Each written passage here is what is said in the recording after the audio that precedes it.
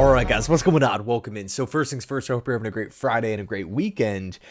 We have this storyline that's starting to boil up a little bit.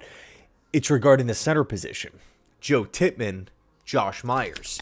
Could there be a competition there? It's looking like the answer is yes. It's looking like there's actually going to be a center competition. Whether it was John Simpson, and funny enough, I actually did a whole video on this yesterday because it was kind of an assumption based off of John Simpson's presser. And I'm thinking to myself, like, you know what? Maybe it's just too much of a, maybe it's just too much of a reach. So, it is what it is. I'm probably not going to post it. And then Zach Rosenblatt of The Athletic comes out today on his podcast. I actually just finished up watching it, and talked about how, he specifically can't get into details on who's starting in front of who, but he fully expects there to be a competition for the starting center position. And I think naturally, right, as fans, we can look back and kind of ask the question. I think a lot of people maybe opt in one direction, which is just start Joe Tippmann. Actually, you know what? Let's just talk about the pros and the cons for both of these guys. So let's start with Joe Tippmann first.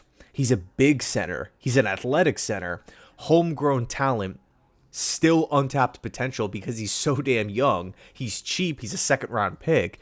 And you're kind of thinking, okay, you know what? I'm going to assume better coaching here, better offensive line coach, better offensive coordinator, better head coach.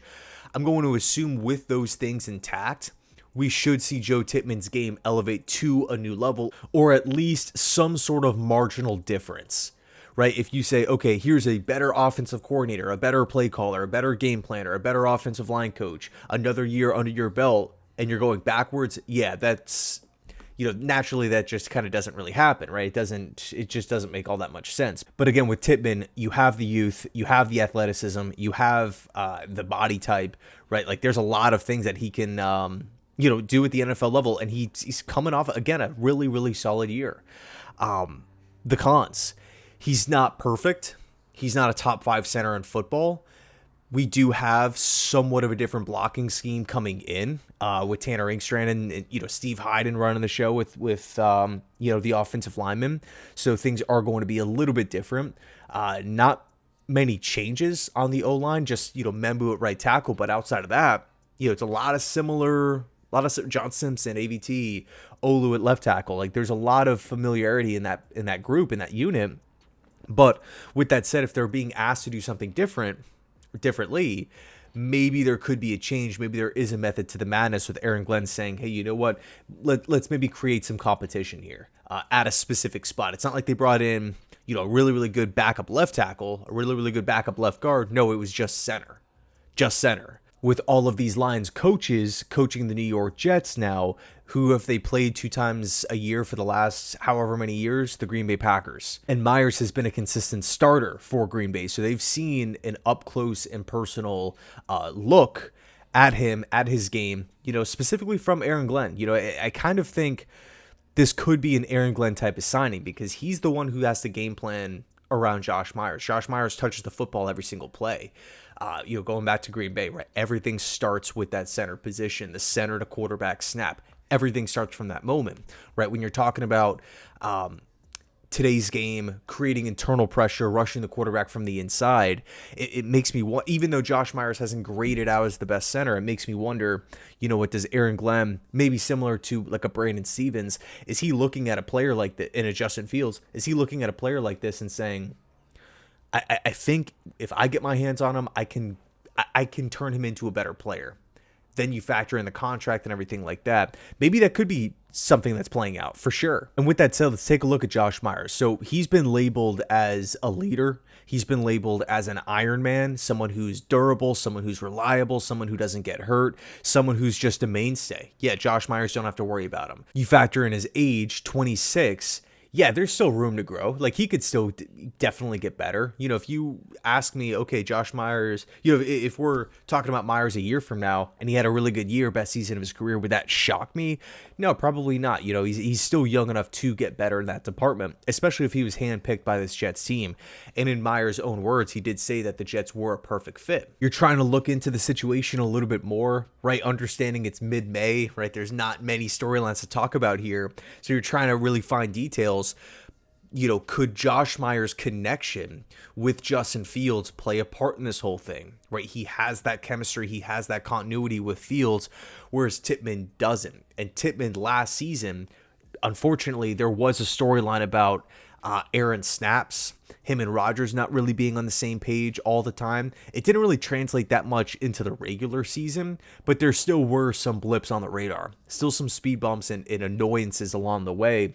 But I do remember in preseason, it was quite a bit of an issue and talking point. So I don't know. We'll see. I think it's definitely something to keep an eye on.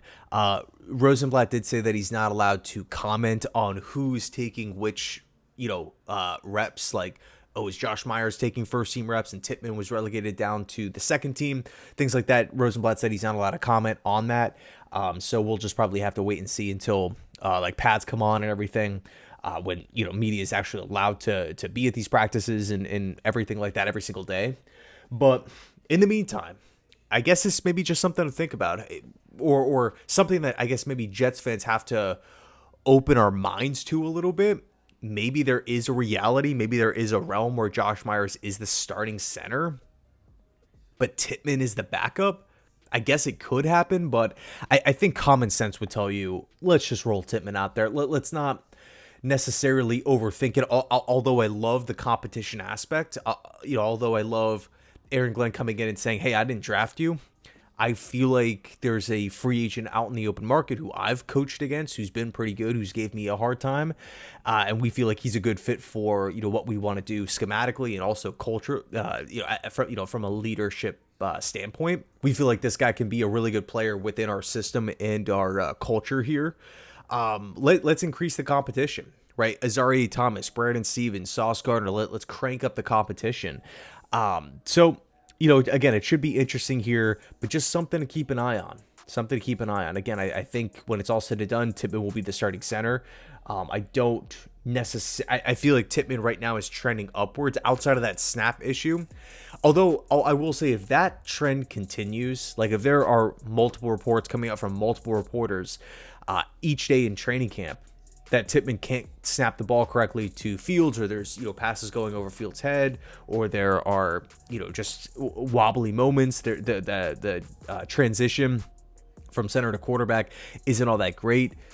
It does open the door, because Myers is that maybe steady center, although he's definitely not one of the better centers in football. So anyway, again, it should be interesting. Let me know your thoughts down below in the comment section. Thanks so much for watching. I appreciate you guys. And as always, go Jets.